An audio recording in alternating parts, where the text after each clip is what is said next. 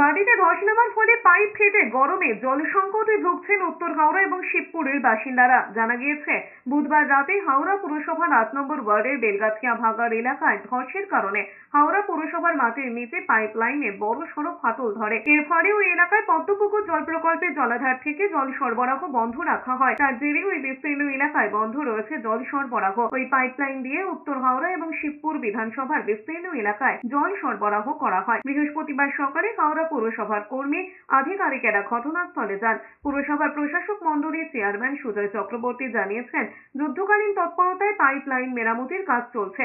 বাসিন্দাদের অভিযোগ, জল না পেয়ে তারা সমস্যায় ভুগছেন। জলের জন্য বলছি, জল নেই আমাদের পাড়াতে, এলাকাতে জল নেই, খাবে কি লোক?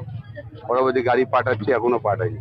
ফুলে যাচ্ছে সব জায়গায়, রাস্তাঘাট সব ফুলে যাচ্ছে, আমাদের মন্দির ফন্দির সব ভেঙে। এদিকে রাজ্যের ক্ষুদ্র ও মাঝারি উদ্যোগ ও বস্ত্র প্রতিমন্ত্রী তাজমুল হোসেনের গড়ে মালদার সদর এলাকাতে গ্রীষ্ম আসার আগেই জল নিয়ে হাহাকার।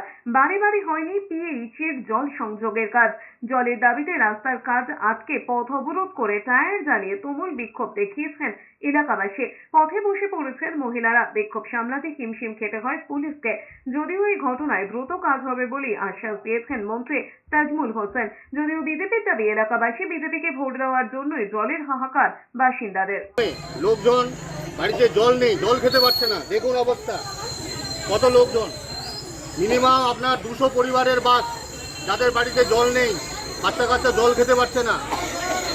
যার জন্য আমাদের বাধ্য হয়ে এই পথটি বেছে নিতে আমরা বাধ্য হয়েছি।